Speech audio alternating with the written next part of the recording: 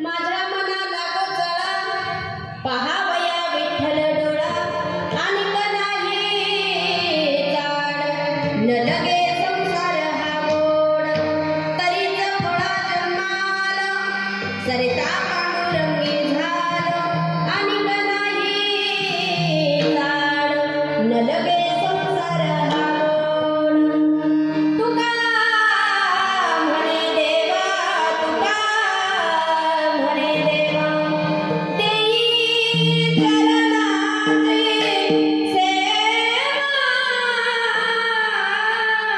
देई चरणाचे सेवा आणि नाही जाड न लगे संसार हा गोडा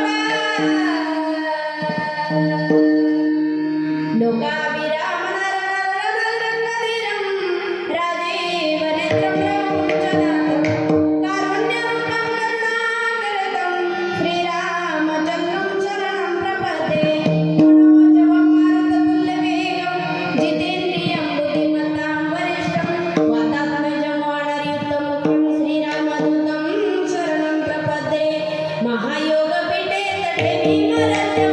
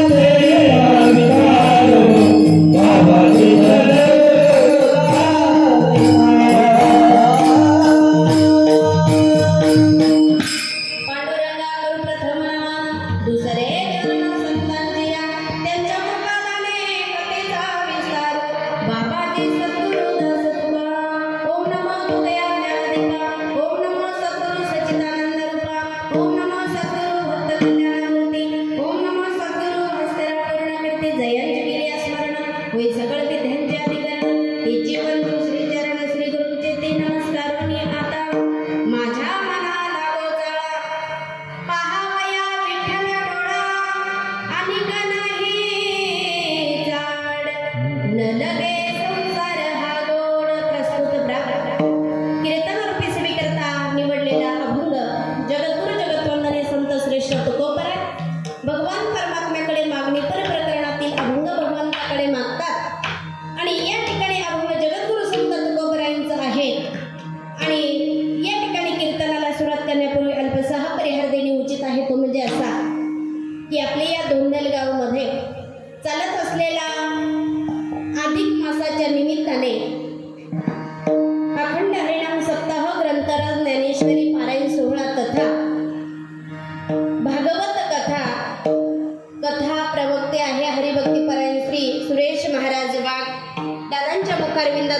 कथा श्रवण करत आहात। या ठिकाणी ज्ञानेश्वरी पारायण व्यासपीठ असे हरिभक्तीपरायण रघुनाथ पानसरे असतील, ज्ञानेश्वर डमाळे असतील, त्यानंतर या ठिकाणी विशेष सहकारी हरिभक्तीपरायण सुरेश महाराज आवारे, शामराव महाराज चालक आणि त्यानंतर संतोषदादा वाघ असतील, मच्छिंद्र बहुले असणारे समस्त ग्रामस्थांच्या सहकार्यातून चालत असेल आपला हा अधिक मासाच्या निमित्ताने हा कीर्तन महोत्सव किंवा भागवत कथा। कीर्तन हे 2च दिवसाचं आहे, पण भागवत कथा आपण त्या ठिकाणी श्रवण करत आहात आणि या भागवत कथेचा आजचा असणारा हा 7वा दिवस आहे। आणि या निमित्ताने आजची असणारी ही कीर्तनरूपी सेवा माझ्या वाट्याला आलेली आहे हरिभक्तीपरायण संतोष साहेबराव पानसरे कॉन्ट्रॅक्टर दादांच्या वतीने या ठिकाणी येण्याचा योग आला आणि तुम्हा मायबापांचं दर्शन झालं। विठ्ठल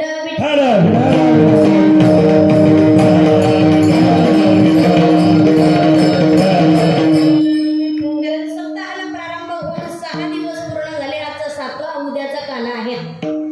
काल्याचा आदला दिवस हा मागणीपर असावा आणि भगवंताकडे तो कोबराय मागतात की हे भगवंता माझ्या मनाला चाळा लागला पाहिजे। आता बरेचसे चाळे वेगवेगळे, प्रत्येकाला वेगवेगळा चाळा आहेत, पण तो कोबरायांना जो चाळा पाहिजे तर तो कसा आहे? माझ्या मनाला गो चाळा, काय चाळा पाहिजे? पहावया विठ्ठल डोळा, माझ्या मनाला असा चाळा लागू दे की अहोरात्र विठ्ठलाला पाहिलं पाहिजे, असा चाळा लागू दे।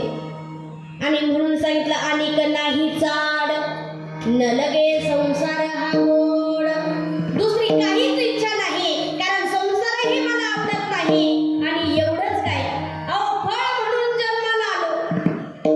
काही काही म्हणतात देवाने फळ पदरी टाकलं, काही काही म्हणतात शुद्ध बीज असेल तर फळ रसाळ गोमटी म्हणून जन्माला येतं आणि तसं फळ जन्म आलं, पण सरत असताना पांडुरंगाच्या स्वरूपाला प्राप्त झालो तरीच फळा जन्म आलो, सरिता पांडुरंगी झालो। देवा सरता वेळेस पांडुरंग परमात्म्याच्या स्वरूपाला प्राप्त झालो आणि एवढंच काय, पुन्हा पुन्हा जेव्हा येईल तेव्हा तू कोबराय म्हणतात, तू का म्हणे देवा देई चरणाची सेवा आणि का नाही जाड न लगे संसार हा गोड विठ्ठल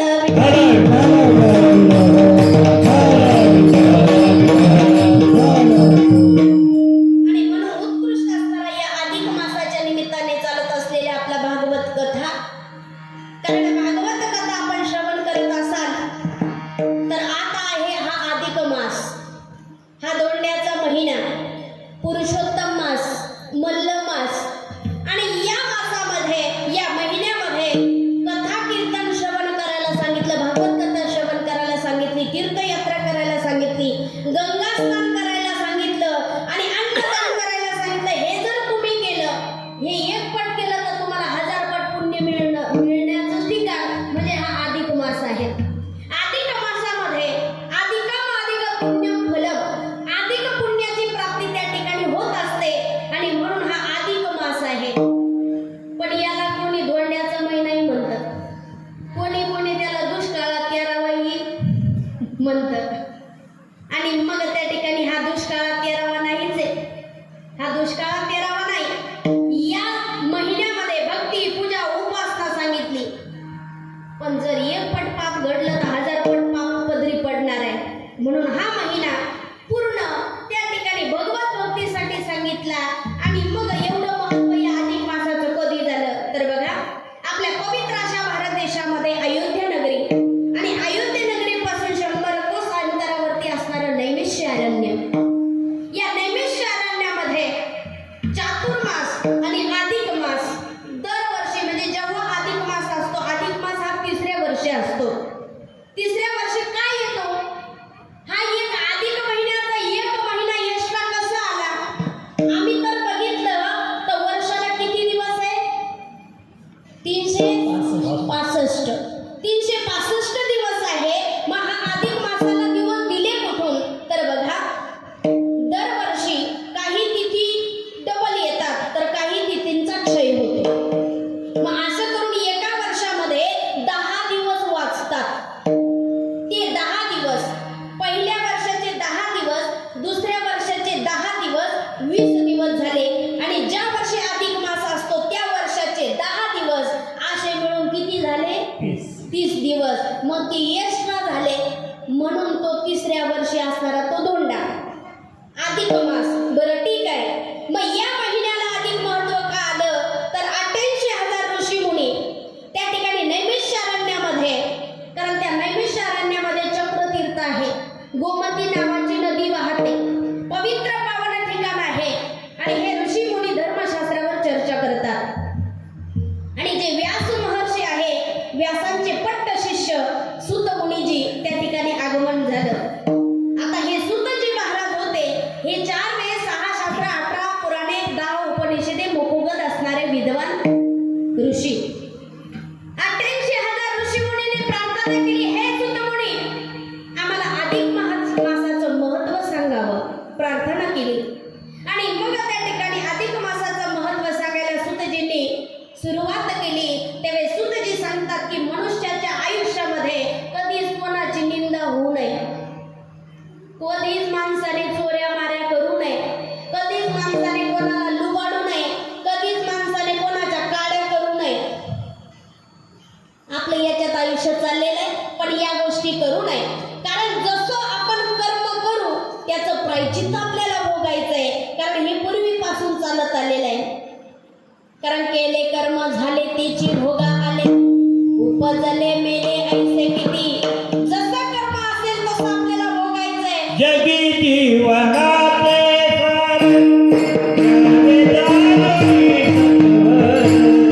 जगी जीवनाते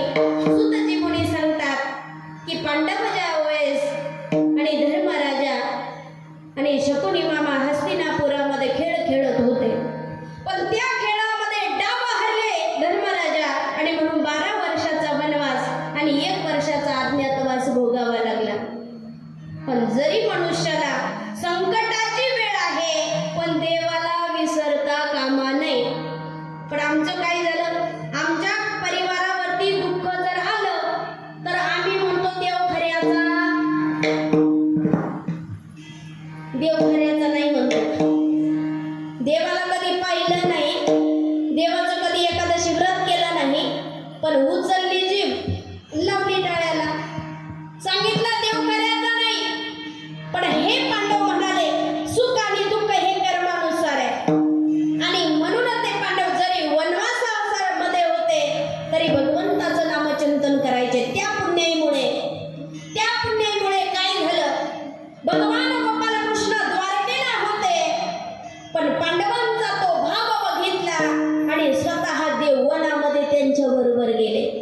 हे मी सांगत नाही, व्यास महर्षी सांगतात. ज्ञानदेव म्हणे व्यासाची ये पूर्ण. ज्ञानदेव म्हणे व्यासाची ये पूर्ण.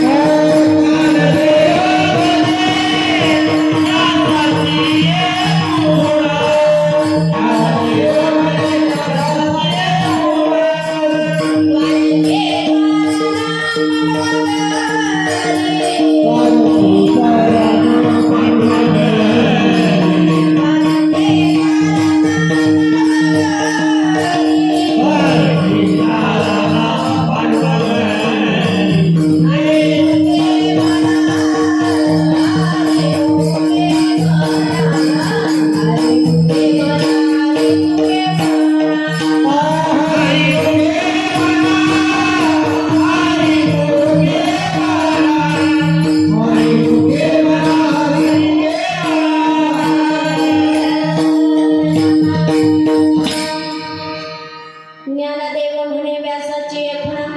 द्वारकेचा राणा पांडवा घरी. द्वारकेचा राणा हा पांडवांच्या घरी राहतो. अरे ज्याचा पत्ता वेदाला लागला नाही, जो देव ऋषी मुनींनी तपश्चर्या करून त्यांना भेटला नाही, तर तो माझा हरी पांडवांच्या घरी राहतो. असे पांडव काय करत होते?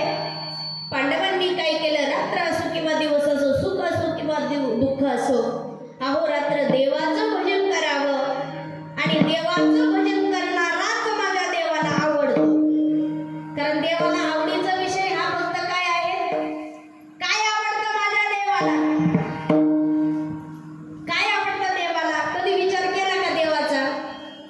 आम्ही देवाला काय आवडतं याचा विचारच केला नाही. आम्ही फक्त आमचे चोचले पुरवले. आम्ही देवाला नैवेद्य जरी दिला तर ताई एक माकुडा तोडून कुरडई ठेवली हो. एका भजनामध्ये 4 नैवेद्य 5 नैवेद्य अटेंड केले, पण आम्ही देवाची आवड पाहिली नाही. आणि देवाला आवडतंय.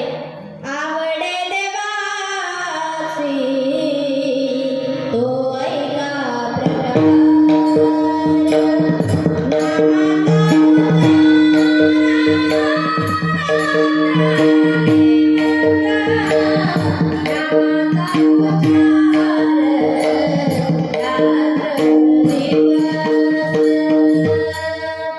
आवडे देवाशी तो ऐका प्रकार.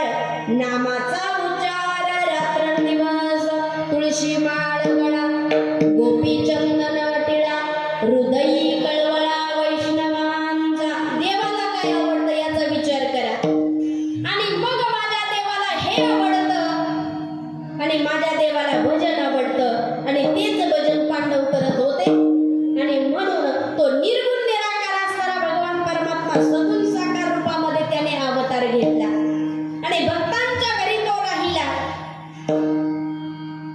आणि मग तो देव ज्याचा पत्ता वेदाला लागला नाही, वेदा नाही कळला, वेदा नाही कळला,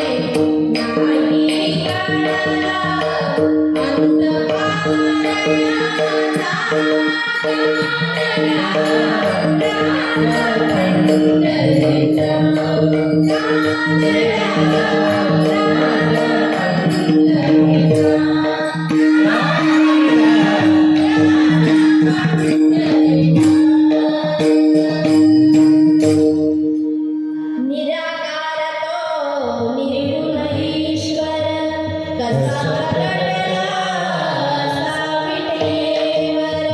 उभय ठेविले हात कटेवर पुतळा चैतन्याचा.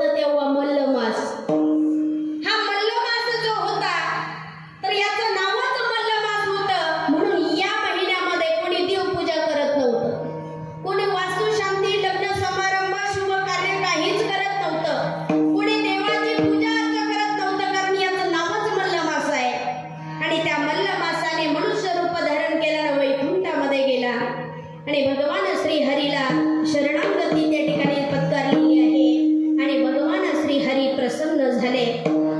हा मल्लमास रडू लागला आणि तेवढ्यात श्रीहरी म्हणाले, तू काही चिंता करू नकोस, तू माझ्यापर्यंत आलेला आहे, निश्चित तुझा उद्धार होणार आहे. आणि मग त्या ठिकाणी सांगितलं, देवा मला कोणीही विचारत नाही, असं आहे का? मग तुला अधिक महत्व प्राप्त व्हावं म्हणून मी माझं स्वतःचं नाव देतो. म्हणून भगवंताच्या द्वारात हा मल्लमास गेला आणि त्या मल्लमासाला देवाच्या कृपेने नाव मिळालं, ते पुरुषोत्तम. पुरुषोत्तम हे भगवंताचं नाव आहे आणि मग तिथून पुढे लोक पुरुषोत्तम मास म्हणू लागले. नंतर आपण अधिक मास म्हणू लागलो. नंतर आपला धोंड्याचा महिना सुरू झाला. धोंडा आपल्याला फक्त एवढंच माहिती आहे, धोंड्याला जीव घातलं पाहिजे. मग कोणाला? ब्राह्मणाला द्या, जीव घातलं पाहिजे, ज्याला आशा आहे त्याला द्या. पण आमचं एवढंच, आमचा जावई घरी आला पाहिजे. काही म्हणतात नाही पुण्य आहे त्याच्यात, पुण्य, अरे पुण्य आहे, पण या निमित्ताने तुम्हाला जावयाचे लाभ पण पुरवता येतात. कारण तो जावई जर घरी आला तर आमच्या सासूबाईचं लय अवघड झालं. असं वाटतं जावयाला कुठं ठेवून कुठं नाही. कारण सगळ्यात जास्त प्रेम करणारी जर कोण असेल जावयावरती तर ती सासू आहे. एवढं प्रेम जावयावरती आहे, काय करून काय नाही असं तिला होतं. मांडे करू का, चपाती करू का, पोळी करू का, काय करू. मग तो आहे धोंड्याचा महिना. आणि मग त्या ठिकाणी तो अधिक मास आहे, पुरुषोत्तम मास आहे, धोंड्याचा महिना आहे. आणि म्हणून या महिन्याला अधिक महत्व दिलं. दान धर्म करा, दान द्यायला सांगितलं. मग कोणी 33 अनारसे जावायला देतं. नाही अनारसे बनवता आलं तर 33 बत्तासे ते देखील भगवंताला समर्पित करायचे, जावई बापूलाही द्यायचे. आणि म्हणून त्या ठिकाणी सांगितलं याच्याने अधिक पुण्य होतं. आणि एवढंच नाही, तुम्ही या महिन्यात कोणालाही अन्नदान करा तर त्याच्यासारखं पुण्य नाही. या महिन्यामध्ये अखंड नंददीप लावायला सांगितलं आपल्या घरात, आपल्या तुळशी वृंदावनाजवळ, त्यालाही अधिक महत्व सांगितलं. या महिन्यामध्ये गीता भागवत जर आपण श्रवण केली त्यालाही अधिक पुण्य सांगितलं. कारण हे गीता भागवत श्रवण करायचंय म्हणजे तुकोबराय म्हणतात. तुकोबरायने सांगितलं की गीता भागवत श्रवण करणारा जो असेल त्याचाही हरिक माझ्या देवाला वाटतो. गीता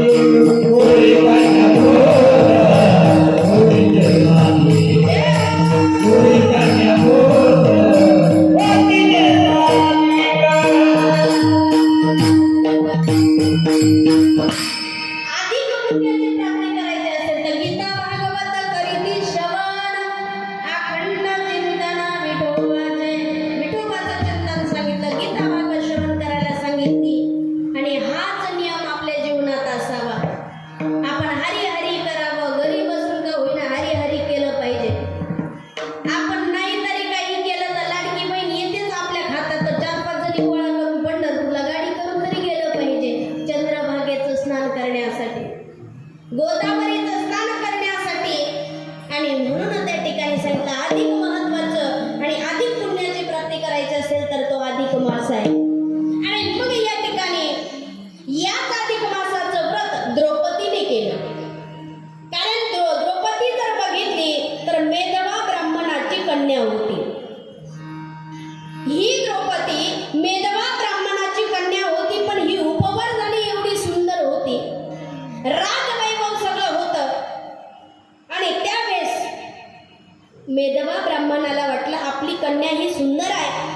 मग हिला वरही तसाच असावा. भरपूर ठिकाणी शोधलं, पण द्रौपदीला तिच्यासारखं सौंदर्यवान कोणीच भेटलं नाही. परिणामी तो मेधवा ब्राह्मण मृत्युमुखी पडला. तर ही द्रौपदी एकटी पडलेली रडतीये आणि तेवढ्या दुर्वास ऋषींची भेट झाली. दुर्वास ऋषींना शरण गेली आणि दुर्वास ऋषी म्हणाली, या दुःखातून बाहेर पड. तुझ्या नावारूपाला शोभणारा तुला पती मिळाला नाहीत ना, तर तू अधिक मासाचं व्रत कर. पूर्ण महिन्याचं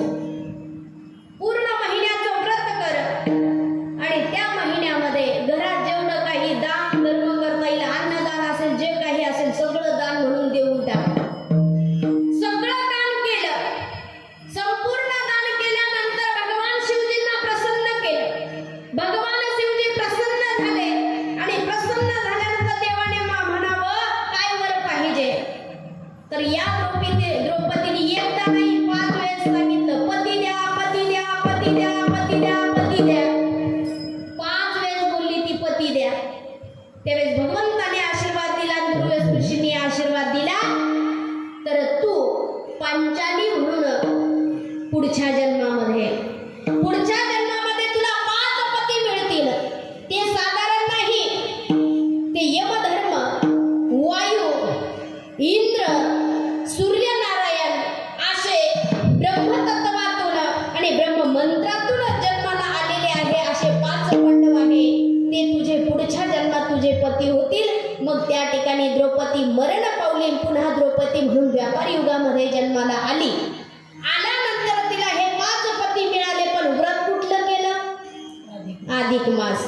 म्हणून हा अधिक मास जो आहे हा फार महत्वाचा आहे आणि या अधिक मासामध्ये आपण व्रत केलं पाहिजे. आणि व्रत करत असताना मनाला चाळा लावून घ्यायचा. नुसतं अधिक मासामध्ये इकडं दोंडायन, पाहुण्याकडे, वहिनीकडे, भावाकडे दोंडा खाता पार महिन्यात एवढी तब्येत सुधरून गेली. इकडं आंबारस, तिकडं पुरणपोळी, पण त्या ठिकाणी त्याच्यात वेळ घालू नका. तर त्या ठिकाणी वेळ गेला पाहिजे तो हरिभजनामध्ये. आणि मग त्या ठिकाणी मनाला भगवत भक्तीचा जाळा लागला पाहिजे. मनाला त्या ठिकाणी देव कळाला पाहिजे. आणि मग मनाला जर देव कळाला तर मग समजावं तुम्हाला निश्चित चाळा लागला, चाळा. मग तुकोबराय म्हणतात, मलाही माझीही अशी इच्छा आहे देवा, की माझ्या मनाला चाळा लागो अभंगाच्या प्रथम चरणात.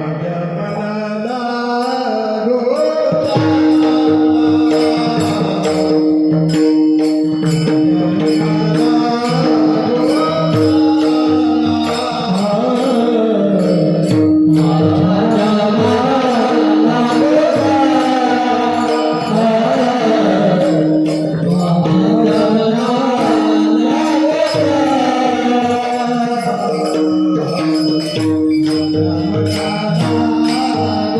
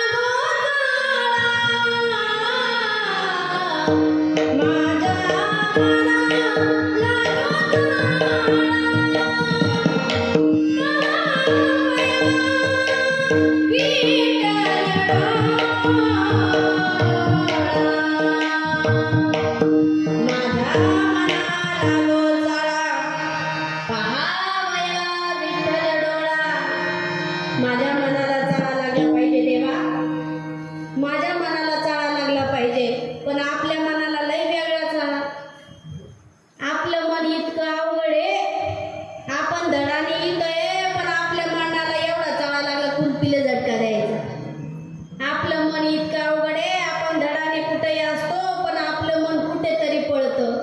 म्हणून मन एकाग्र केलं पाहिजे. मनालाच चाळा का? मनालाच का? कारण मनाला आवर घातली पाहिजे. कारण मन लय अवघड. मन हे इतकं अवघड आहे, याला यायला जायला बसायला उठायला वेळच नाही. मन चंचल चपळ, जाता येता न लगे वेळ. आणि हे मन इतकं अवघड आहे ना, तुम्ही जर ठरवलं ना तर मनाने तुम्ही आता चंद्रभागेत सुद्धा जाल. मनाने जर ठरवलं तर, मनाने जर ठरवलं तर तुम्ही बारीमध्ये असाल. मनाने ठरवलं तर तुमचं आता कानपात्रेचं दर्शन चालू आहे. चला बरं का आमच्या बरोबर आता, चला पंढरपूरला चाललोय आपण. झालं का कानपात्रेचं दर्शन? चला पुढे. आता ज्या क्षणाची आपण वाट पाहतोय त्या क्षणाजवळ आपण आता आलेलो आहोत. आता गरुड खांबाला मिठी मारली ना. चला पुढे. भगवंताच्या समोर आलो, पण आल्यानंतरच आपले डोळे बंद झाले. जिथं जाऊन देवाला पाहिलं पाहिजे तिथं डोळे बंद होतात. देवाला डोळ्यामध्ये सामावून घेतलं पाहिजे. डोळे बंदच करायचे नाही. देवापुढे गेलं तर देव डोळे बंद करायचे नाही. कारण डोळ्याला तेवढं सुख मिळतं ना हो. तेवढं सुख आहे. आणि एकदा की पुजाऱ्यांनी तिथं असणारे पोलिसांनी जर लुटून दिलं तर काय सुख मिळणार आहे? एवढी उठाठेव करून गेला, मग डोळे बंद करायचेच कशाला? म्हणून त्या ठिकाणी सांगितलं, डोळे तुम्ही घ्या रे सुख, घ्या रे सुख. डोळे तुम्ही घ्या रे सुख, घ्या रे सुख. डोळे तुम्ही घ्या रे सुख, घ्या रे सुख.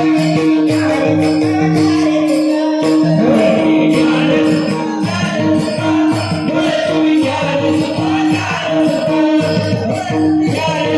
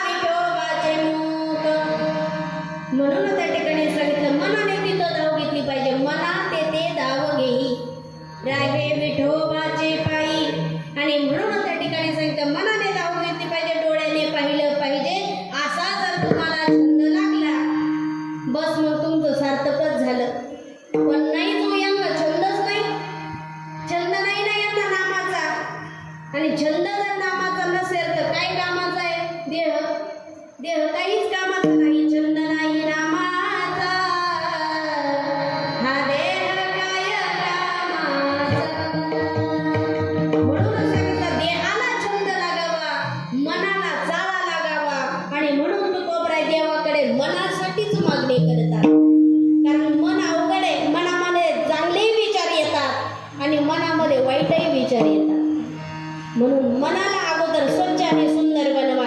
आणि म्हणून त्या ठिकाणी सांगितलं, कारण तुकोबराय भरपूर ठिकाणी मागतात, देवाकडे हेच मागतात, दुर्बुद्धी ते मन कदा नुपजो नारायण, आता मज ऐसे करी तुझे पाय चित्ती धरी. देवाकडे मागतात. देवाच्या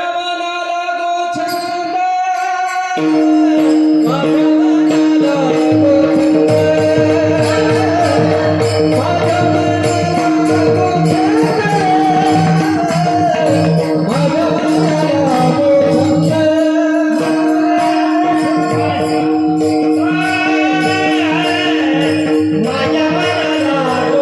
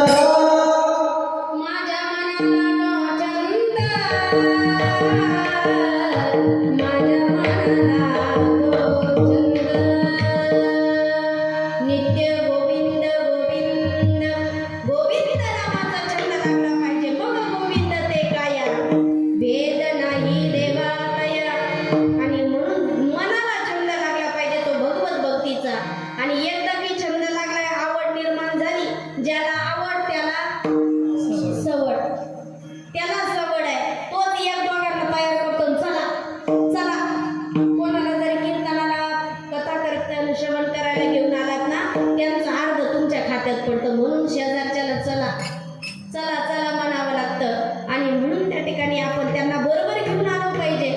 पण काही काय म्हणतात नाही ना बळच आणलं ना बळच आणलं ना मग ते हे बळच आणलंय ना छंदच नाही ना मग ती तर त्यांना ती एक आहेत ना माया ती माया म्हणते सगळे जर भजनाला लागले तर मला कोणी विचारणार नाही आणि म्हणून ती कथा की तुम्ही बघा टीव्ही पुढे बसले 3 तासाचा पिक्चर पाहतात पण कीर्तनाला 2 तास आका येते बोका मग वाट पाहतो कधी सुटेल नाही का. आणि म्हणून त्या ठिकाणी सांगितलं मनाला छंद असेल तर फ्रेश असाल टवटवीत राहाल. म्हणून मनाला छंद लागला पाहिजे. म्हणून तो बरं म्हणता माझ्या मनाला गोचा पहावया विठ्ठल डोळा. विठ्ठलाशिवाय दुसरा कुठला चाळा नको. कारण जर विठ्ठलाशिवाय दुसरा चाळा असता प्रपंचाचा परिवाराचा तर अन्न करता करता पत्नी मरण पावली नसते. पाहता पाहता तुकोबरायांचं दिवाळा निघालं नसतं. पण तुकोबरायांना त्या गोष्टीकडे दुर्लक्ष केलं. फक्त एकच लक्ष वेधलं फक्त मनाला चाळा विठ्ठल पहावया डोळा. फक्त विठ्ठलाशिवाय दुसरं काहीच नाही अशी अवस्था झाली. आणि म्हणून काय केलं त्यांनी बळ प्राप्त झालं त्यांच्याकडे बळ प्राप्त झालं. बळीयाचे अंकित आम्ही झालो बळीवंत लाथाळीला संसार केला षडूर्मीचा मार. एवढं बळ प्राप्त त्यांच्याकडे झालं कारण एकनिष्ठ आहे असा भाव आहे. कुठलीही परिस्थिती असेल पंढरीची वारी चुकली नाही. पण आपण म्हणतो नाही भजनाला आलो असतो पण सुताक पडलं येऊ शकत नाही. पण तुकोबरायांच्या घरातील बोलोबा निघून गेले. सावजीला वैराग्य निर्माण झाला तो निघून गेला. सावजीची पत्नी मरण पावली. पण त्या ठिकाणी अशा परिस्थितीमध्ये बरेचसे जण म्हणतात वर्ष श्राद्धापर्यंत यायचं नाही ना आम्हाला. नाही तर ठरलंच होतं आमचं या वर्षी आषाढीला यायचंय ठरलंच होतं. पण काय झालं अचानक अशी घटना घडली त्याला काय कोणी हात लावतं का हो. मरण काय कोणाच्या हातात आहे का. पण ह्या वर्षी ठरलं होतं पण आम्हाला येता येणार नाही. तुम्हाला सांगू धार्मिक कार्य करण्यासाठी सुत कीटा काहीही आडवं येत नाही.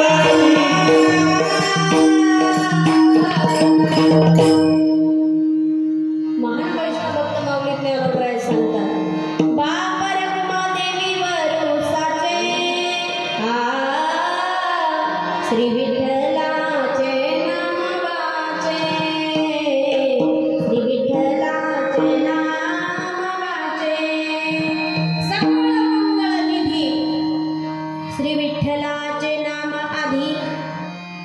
सकाळ झाली की आधी नाव कोणाचं? विठ्ठलाचं. पण आपलं आधी नाव चहाच्या पातिल्याचं, कॉफी, चहा, दूध. पण सकळ मंगळ निधी श्री विठ्ठलाचे नाम आधी.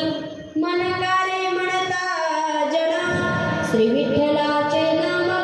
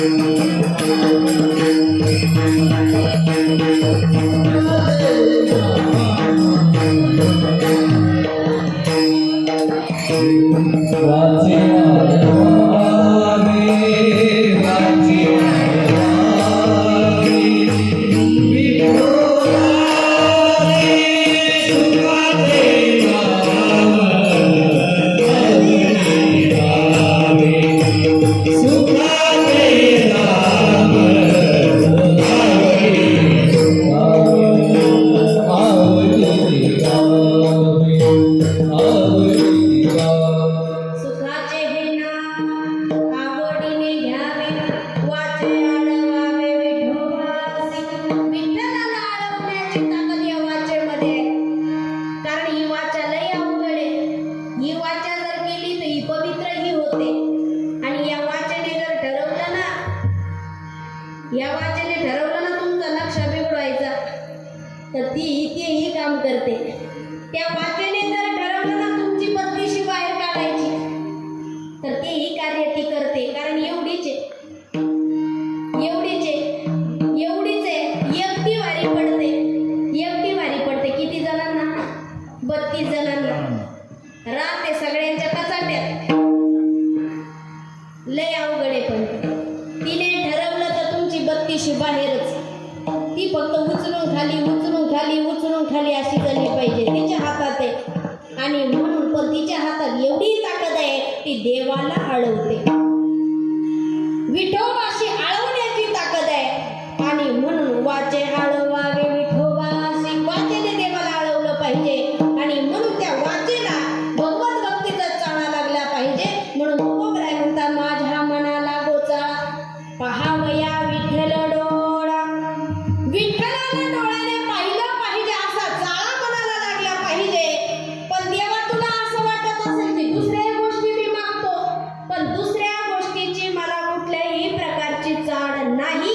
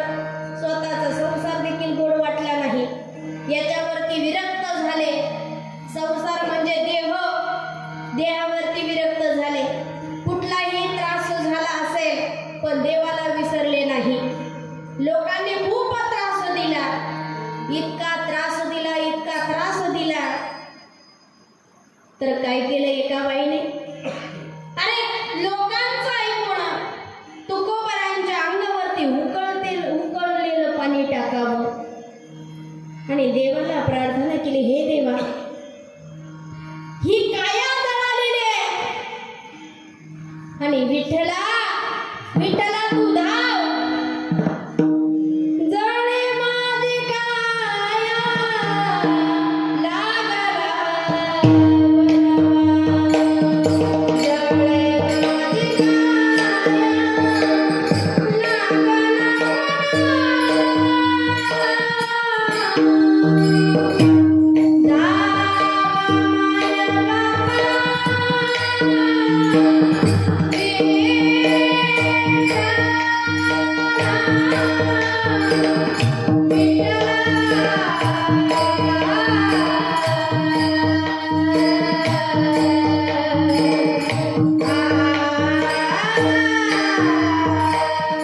जळे माझी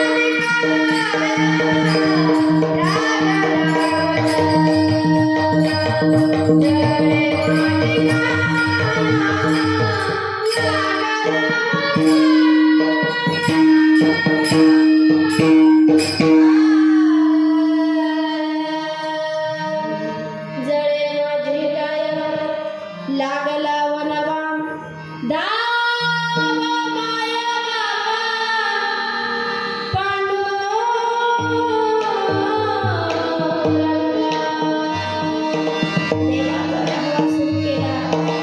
देवाला प्रार्थना केली पण देवाचं चिंतन मात्र विसर पडलेला नाही. एवढं भजन आमच्या तुकोबरायांनी केलं. अरे मम्माजी बुवांनी अगदी मोठ्या मोठ्या काट्यांची असणारी बाबूळ आहे त्या काट्यांनी झुडावं पण एवढं करेल केलेलं असतानाही त्यांचे हातपाय चेपण्यासाठी तुकोबराई गेले. रामेश्वर भक्तांनी त्रास दिला परंतु त्यांनाही काही वाईट शब्द बोलले नाही आणि तेव्हा महत्व कळालं की हे साधारण नाही, हे साधारण नाही, हे भगवान विष्णूचा असणारा अवतार आहे. आणि म्हणून म्हणे रामेश्वर भट्ट द्विजा तुका विष्णू न हे दुझा धन्य तुकोबा समर्थ जने केला पुरुषा. तुकोबरायांनी असा अट्टहास मनामध्ये होता की संसाराची आसक्ती धरली नाही म्हणून तुकोबराय म्हणता अनेक नाही जाड न लगे संसार हा गोड. अहो संसार आवडला नाही, परिवार आवडला नाही. शेतातून जर ऊसाची मुळी आणली ना घरापर्यंत एकटी पुरी येत नव्हतं. आपण म्हटलं असं तुम्हाला काम नाही का, आम्हाला तेवढंच काम आहे का, पण तुकोबरायांनी असा विचार केला नाही. ज्या मुलांनी मागितलं त्यांना देऊन टाकलं, घरापर्यंत रित्या हाताने यावं. पण पत्नी मात्र कापड स्वभावाची होती आवली. काय म्हणावं तुम्हाला, अहो तुमच्या पायी त्या विठ्याच्या पायी संसाराची धुळदाणी झाली. अहो तुम्हाला मुलांकडे पाहता येत नाही, आपली चिमुकली मुलं अहो 2 वेळचं भोजन मिळत नाही अशी परिस्थिती आपली झाली. पण तुकोबराय म्हणतात आम्ही सुखी आहे, आम्ही सुखी आहे. जर सगळंच राहिलं असतं तर देवाचं चिंतन झालं नसतं. जर आम्हाला आसक्तीच प्रपंचाची लागली असती तर देवाचं भजन झालं नसतं. तुकोबराय म्हणतात आम्ही सदैव सुडके जवळी येता चोर धाके जाऊ पिडती पुडती भिके कुत्री घर राखीते अशी परिस्थिती झाली. अहो घरी पाहुणा आला ना, पाहुण्याला रांधण्यासाठी कण्याही नाही, बसायला खाट नाही, झोपडी जर बघितली तर सगळा चंद्र सूर्य त्यातून दिसतोय. अशी अवस्था तुकोबरायांची. तरी देवाचं भजन चुकलं नाही, देवाला आपल्यापासून लांब केलं नाही. आणि म्हणून तुकोबराय मागणी करतात की देवा द्यायचंच असेल, दान म्हणून काही द्यायचं असेल तर काय दे, द्यायचं असेल तर हेच दान दे, तुझं विसरच होऊ नये. हेचे दान दे गा देवा तुझा विसर न व्हावा, गुण गाईन आवडी हेच माझी सर्व जोडी. देवा द्यायचं असेल तर तुझा विसर कधीच पडू देऊ नकोस. सुखात असो किंवा दुःखात असो, परिस्थिती कुठलीही असो, एवढंच दान मला दे. आणि म्हणून तुकोबराय म्हणतात की मी तुझ्या दारामध्ये याचक भिकारी आहे. ठाकलो से द्वारी उभा याचक भिकारी, मज भिक काही द्यावा प्रेमे भातुके पाठवा. आणि म्हणून त्या ठिकाणी देवाकडे मागणी करतात अनिक नाही चाड न लगे संसार हा गोड हा संसार मला गोड लागला नाही देवा माझी दुसरी काहीच इच्छा नाही. परिस्थिती अशी झाली तुकोबरा देवाकडे मागतात आता राहण्याची वेळ नाही. तुम्ही हे आयुष्य मला दिलं 42 वर्षाचं आयुष्य झालं. साधू संतांना निरोप सांगितला. साधू संतांना सांगितलं तुम्ही संत आहात पण कसे आहात तुम्ही संताधिक संत म्हणविता कृपावंत एवढा करा उपकार सांगा देवा नमस्कार. देवाला नमस्कार सांगा. तुकोबरा तुम्ही चला ना आमच्या बरोबर. नाही सांगितलं माझे भागावी करुणा विनवा पंढरीचा म्हणून विनंती करा माझ्या पंढरीच्या राण्याला. एकच विनंती करा की तू का म्हणे मला मूळ लवकारी पाठवा एवढा करा उपकार सांगा देवा नमस्कार.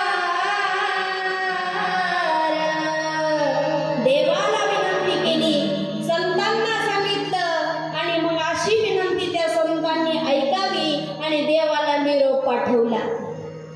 देवाला निरोप पाठवला देवाने ऐकावं. देवाला संतांनी सांगितलं. तो निरोप देवापर्यंत गेला. पुन्हा लक्ष्मी मातेला गरुडाला सांगितलं.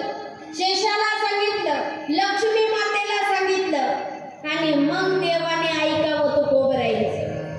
तुकोबराईचं ऐकावं आणि मग तुकोबराई त्या ठिकाणी आले देहू गावाला.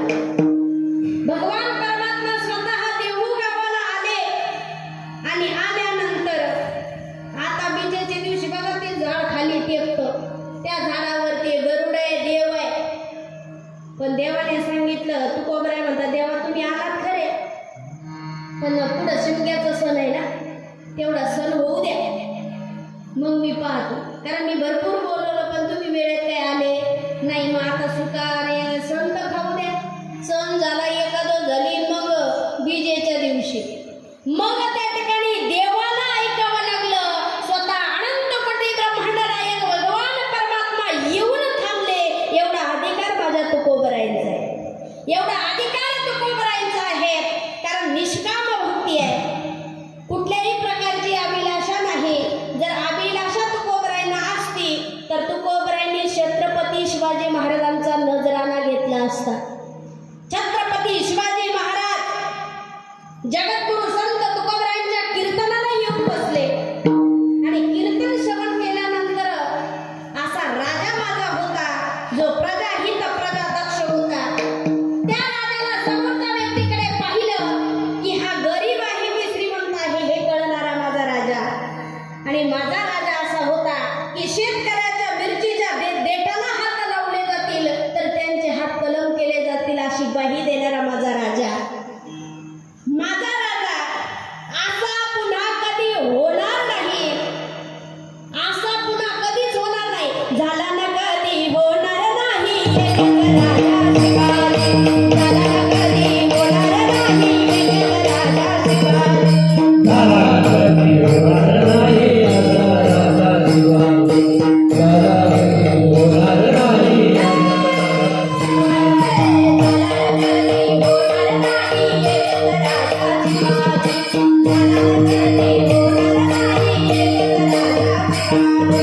झाला कधी होणार नाही राजा शिवाजी.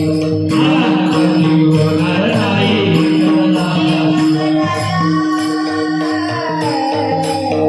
शिवाजी छत्रपती शिवाजी महाराजांसारखा राजा होणार नाही. कारण राजाने आमच्या तुकोबराईंचं ऐकावं. शिकवण तुकोबराईंची आहे.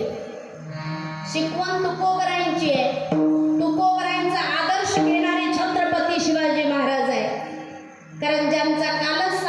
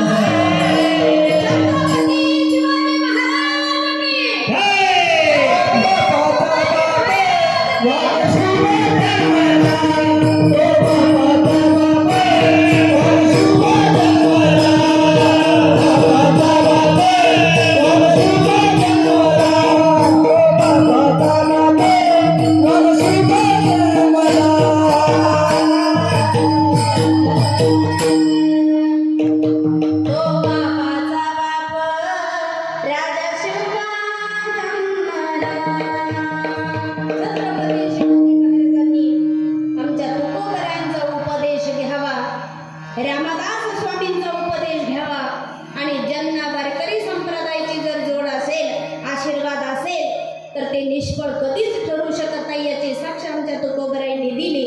आणि म्हणून त्याच तुकोबरायांसाठी आमच्या छत्रपती शिवाजी महाराजांनी नजराणा पाठवावा. आणि पाठवलेला नजराणा त्यावेळी तुकोबराय म्हणतात, सोने रूपे आम्हा मृत्युके समान, माणिक पाषाणा खडे जैसे, विटले हे चित्त प्रपंचापासोनी, व मन ते मणी बैसले से. सोन्याचा नाण्याचा स्वीकार केला नाही, कारण कुठल्याच गोष्टीची अभिलाषा नाही. अनिक नाही चाड न लगे संसार हा गोड.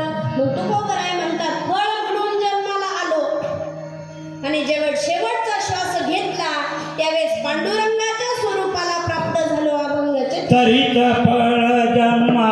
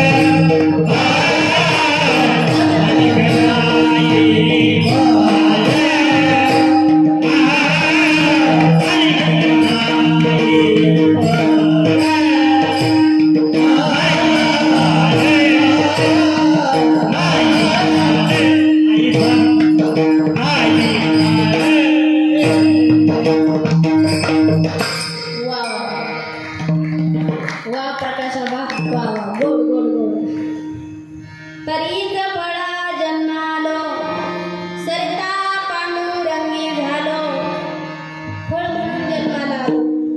मात्या पित्यांच्या पोटी फलप्राप्ती झाली पण फळं कशी असावी आंबट आंबा असेल तर त्याचा वापर लोणच्यासाठीच होतो. जर गोड असेल तर गोड राहून देईल का कोणी कैऱ्या. गोड फळं असेल ना तर त्या गोड फळावरती सगळ्यांची नजर असते. कुठले असो मग बोरीचा असो किंवा आंबा असो किंवा कुठलीही गोष्ट असो तर फळ कसं असावं गोड असावं. आणि गोड फळ कधी येईल कधी येईल आम्ही लोणच्याची कैरी घेतली आणि त्याची कोय लावून दिली मग गोड फळ आलं असं झालं. त्यासाठी फळही कसं लावावं लागेल.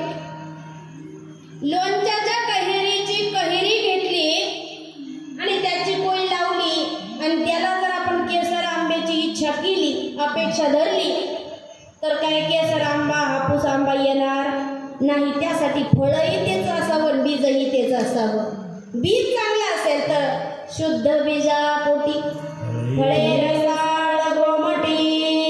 आणि म्हणून त्या ठिकाणी सांगितलं तुकोबराय म्हणतात तरीच फळा जन्मालो सरिता पांडुरंगी झालो. सरता क्षणाला पांडुरंगाच्या स्वरूपाला मी प्राप्त झालो. आणि म्हणून त्या ठिकाणी सांगितलं देवा तुझ्या स्वरूपाला मला प्राप्त कर. आणि देवाचं स्वरूप हे प्रत्येकाला पाहिजे असेल तर त्यासाठी मंत्र सांगितला. तो मंत्र आहे अतिशय सोपा.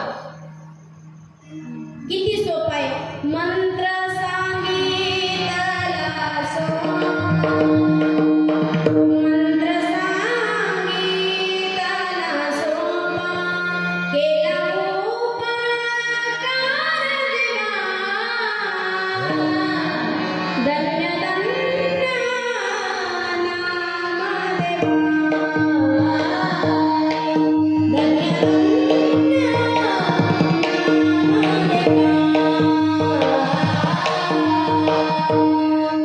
मंत्र सांगितलेला आहे त्यांनी. आणि तो मंत्र आपण म्हटला पाहिजे की आपण सर्वांनी त्या भगवंताच्या मंत्राचं मोठ्या प्रेमाने भजन करूया. ते कसं विठोबा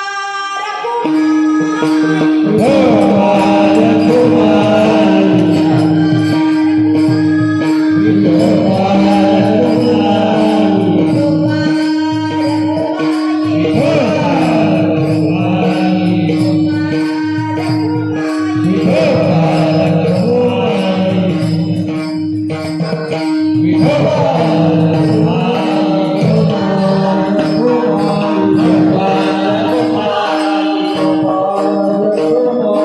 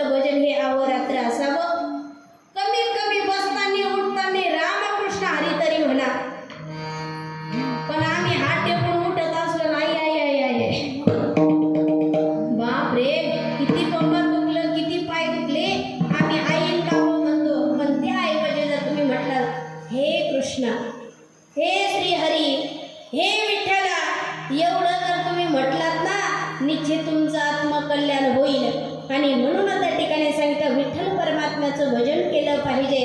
तुकोबरायांनी अहोरात्र भजन करावं आणि भगवंताच्या स्वरूपाला ते प्राप्त झाले. तरीच फळा जन्मालो सरिता पांडुरंगी झालो. आणि त्या ठिकाणी तुकोबरा एकच मागणी करतो. तुका म्हणे देवा तुका म्हणे देवा